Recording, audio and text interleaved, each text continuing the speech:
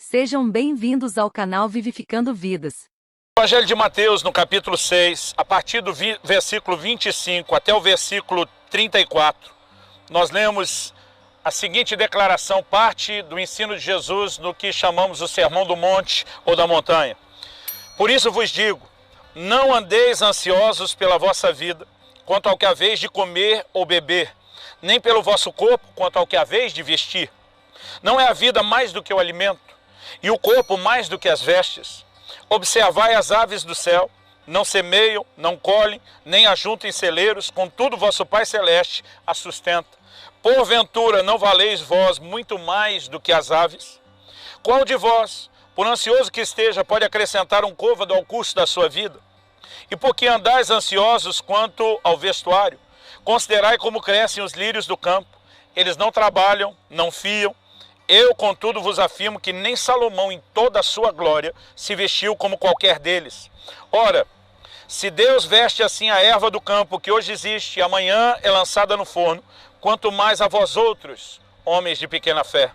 Portanto, não vos inquieteis dizendo que comeremos, ou que beberemos, ou com que nos vestiremos, porque os gentios é que procuram todas essas coisas, pois vosso Pai Celeste sabe que necessitais de todas elas. Buscai, pois, em primeiro lugar o seu reino e a sua justiça, e todas essas coisas vos serão acrescentadas. Portanto, não vos inquieteis com o dia de amanhã, pois o amanhã trará os seus cuidados. Basta ao dia o seu próprio mal. Nesse trecho do discurso de Jesus e do seu sermão, nós aprendemos algumas verdades que são importantes para o nosso relacionamento com Deus, que deve ser um relacionamento de fé e não de ansiedade. Eu quero usar essa frase de Jesus sobre não andarmos ansiosos. A declaração dele é muito clara, é muito específica. Não andeis ansiosos. Nós precisamos entender que não deve haver lugar para a ansiedade na nossa vida. O que deve haver é a confiança. Jesus fala daqueles que estão em ansiedade e ele os relaciona como homens de pequena fé. E nós precisamos entender que se o justo viverá da fé, se todo o nosso relacionamento com Deus é baseado em fé e a ansiedade, ela trabalha na contramão da fé, nós não podemos andar em ansiedade. Precisamos aprender a andar em fé. Mas para que a gente entenda essa declaração do Senhor Jesus, em primeiro lugar, nós precisamos reconhecer algumas verdades. A primeira delas é que a ansiedade ou estar ansioso não resolve absolutamente nada. O Senhor Jesus diz: qual de vocês, por mais ansioso que esteja, pode acrescentar um côvado ao curso da sua vida? O côvado era uma medida de aproximadamente meio metro. Alguns, às vezes, diziam que era a distância do cotovelo até a ponta da mão. O Senhor está dizendo, na sua jornada, na sua caminhada, sua ansiedade não vai acrescentar sequer meio metro nessa sua caminhada. Ou seja, Jesus está dizendo, a ansiedade é inútil. Agora, entenda, ele não está dizendo que nós não temos responsabilidades. São duas coisas completamente diferentes. Eu posso viver consciente da minha responsabilidade sem ser oprimido pela ansiedade. Quando falo de responsabilidade é porque a palavra de Deus nos ensina a fazer a nossa parte. Jesus não está dizendo que a semelhança do lírio, do campo ou das aves a gente não precisa trabalhar. Está dizendo, se eles que nem trabalham, têm o Pai que cuida deles, tem uma brevidade de vida. A erva existe hoje, é lançada no forno amanhã e diz, vocês valem muito mais do que eles. Jesus está dizendo, se a natureza chama a atenção de Deus, se animais e plantas são importantes aos olhos de Deus e tem o valor de Deus dar a eles o devido cuidado, Jesus está dizendo, quanto mais vocês, que foram criados por Deus, a sua imagem e semelhança, para refletir e manifestar Deus e a sua natureza na terra. No entanto, é importante que a gente faça uma distinção. As aves não trabalham porque nunca receberam a ordem e o comissionamento de trabalhar. Os lírios do campo não precisavam fazer isso. Mas algo que foi dito ao homem desde o início é que ele trabalhasse. Desde o primeiro homem, Adão, nós encontramos o registro de que Deus o estabeleceu no jardim para cuidar dele e para o lavrar. O homem tinha a responsabilidade de trabalhar. Outro dia eu vi alguém falando, não, o trabalho é maldição, é por causa do pecado. Eu falei, de jeito nenhum. A maldição foi tornar o trabalho mais difícil do que era. Mas o trabalho foi dado antes de haver a queda, antes de haver o pecado, e ele não pode ser visto como maldição, ele é uma responsabilidade. A palavra do Senhor nos declara, em 1 Timóteo, no capítulo 5 e no versículo 8, que se alguém não cuida dos seus, negou a fé e é pior do que o incrédulo. O que nós aprendemos com isso é que temos responsabilidade.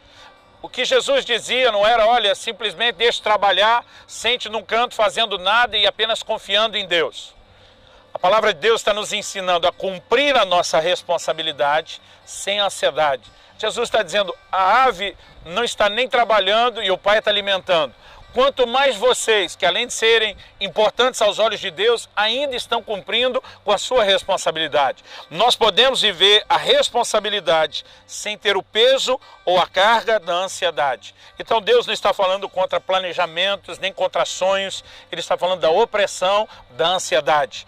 Em segundo lugar, nós precisamos entender que o ato de ansiedade chama toda a responsabilidade do sustento, de alcançarmos aquilo que precisamos e às vezes mais do que precisamos, o que sonhamos, somente por nós mesmos. A ansiedade tira a confiança em Deus e coloca somente em mim, no meu trabalho, no meu desempenho, como se tudo dependesse só de mim. Coloca sobre mim, sobre nós, a única responsabilidade de produzir resultados.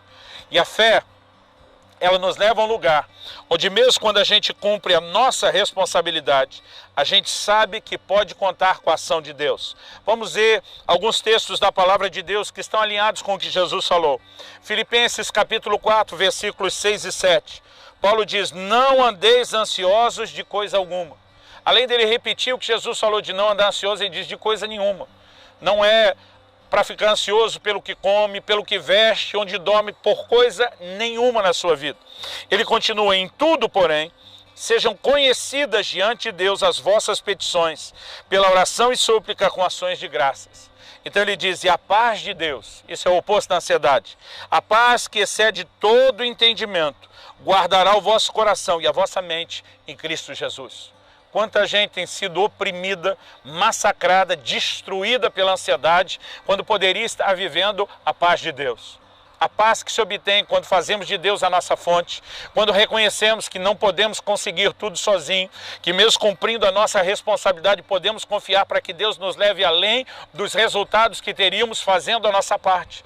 Nós precisamos entrar nesse lugar de fé e de confiança. A palavra de Deus diz no livro de Isaías, eu quero encerrar essa meditação com esse texto. No capítulo 26 do livro de Isaías, nós lemos nos versículos 3 e 4 a seguinte declaração. Tu, Senhor, conservarás em perfeita paz aquele cujo propósito é firme, porque ele confia em ti.